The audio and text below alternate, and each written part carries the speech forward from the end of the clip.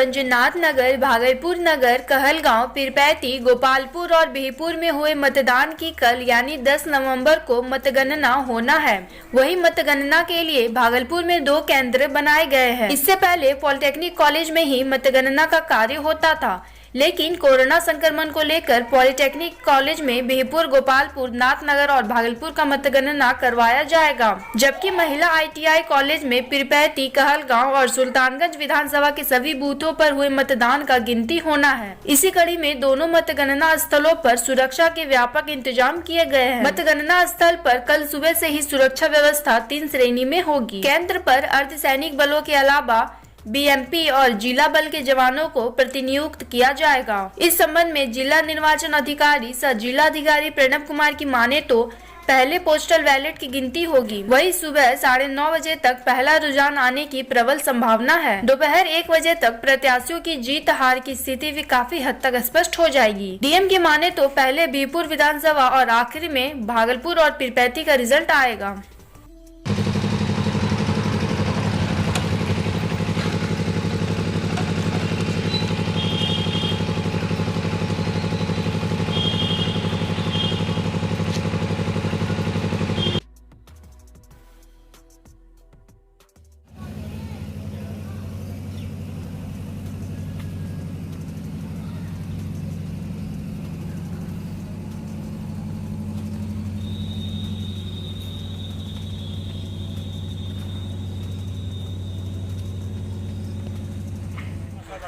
शहरी क्षेत्र में 2 जगह पर बजगरी मतगणना कोषांग की तैयारी चल रही है। यहाँ पे जहाँ पर आप खड़े हैं, यहाँ पर 3 विधानसभा का जो है कि काउंटिंग होना है और ग्राउंड फ्लोर पर सुल्तानगंज विधानसभा का है, फर्स्ट फ्लोर पर कहलगांव विधानसभा का है और इसके ऊपर द्वितीय तल पर जो है पीरपैती विधानसभा का काउंटिंग की तैयारी चल रही है। कितना टेबल के आप अभी देख रहे हैं कि हमारे जो इलेक्शन एजेंट होंगे उनके लिए 3 रो बनाया गया है। सभी इलेक्शन एजेंट यहाँ पर से जाएंगे, यहाँ पे उनकी फ्रिस्किंग की जाएगी और उसके बाद उनको सीढ़ी के माध्यम से सभी फ्लोर पर उनको भेजा जाएगा और CISF वाले हमारे उनके प्रॉपर चेक करके भेजेंगे। प्रत्येक विधानसभा में 14 टेबल लगाए गए हैं। एक विधानसभा में 60 टेबल कोरोना को देखते हुए और दूसरे रूम में भी 60 टेबल लगाए गए हैं। इस तरह से एक विधानसभा में 14 टेबल पर गिनती की जाएगी। सबसे पहले ETPBS सेवा मतदाता का गिनती होगा। उसके बाद हमारे जो इलेक्शन ड्यूटी में जो लोग कर्मी थे उनका पोस्टल बैलेट का भी गिनती होगा और आधे घंटे के बाद हमारा जो है कि सभी बूथों पर के जो है कि CU कंट्रोल यूनिट से गिनती प्रक्रिया प्रारंभ की जाएगी और हमारे प्रशासन की ओर से सभी कमरों में जो है कि प्रॉपर जो है कि लाइट की व्यवस्था की गई है। 2 टेबल RO का लगाया गया है। RO टेबल पर भी इलेक्शन एजेंट के लोग रहेंगे जो उसकी मॉनिटरिंग करेंगे, विजुअलाइज करेंगे।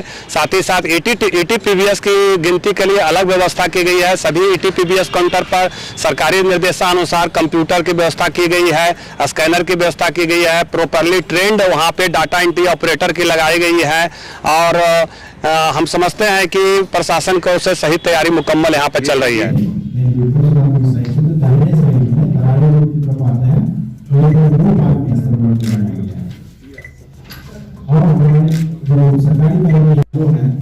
सारी गाड़ियां सामने एक बना है पार्किंग स्थल है। भागलपुर में मौनी अमावस्या को लेकर गंगा घाटों पर श्रद्धालुओं की भीड़ उमड़ पड़ी। इस दौरान श्रद्धालुओं ने गंगा स्नान करने के पश्चात गंगा पूजन भी किया। गंगा घाट पर स्नान करने वालों में महिलाओं और युवतियों की ज्यादा भीड़ देखी गई। हालांकि घाटों पर सामाजिक दूरी की अगर बात करें तो वहाँ ऐसा कुछ नहीं था, या यूँ कहे कि संक्रमण पर आस्था भारी पड़ गई।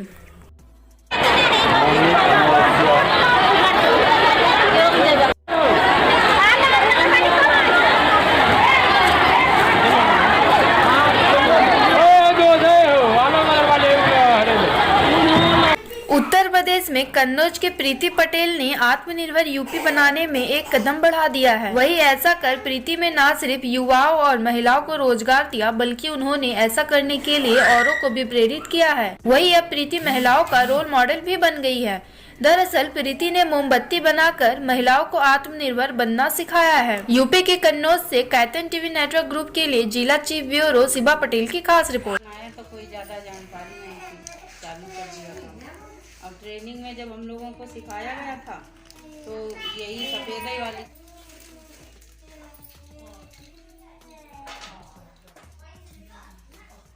शांति देवी। मोमबत्ती बनाने का मूल उद्देश्य? मेरा मूल उद्देश्य ये है कि हम अपनी महिलाओं को जागरूक करना चाहते हैं, उन्हें कुछ आगे बढ़ाना चाहते हैं, अपने पैरों पे खड़ी हों, कुछ करें और आगे बढ़ें। इसलिए हम लोगों ने सोचा है कि समूह से जुड़कर और समूह से पैसे निकालकर मोमबत्ती का कार्य डाला है। त्योहार पे कैसी क्या डिमांड है आपकी मोमबत्ती के? मोमबत्ती की डिमांड अच्छी है फिलहाल, 120, 125 और फुटकर में तो 140 तक बिक रही है।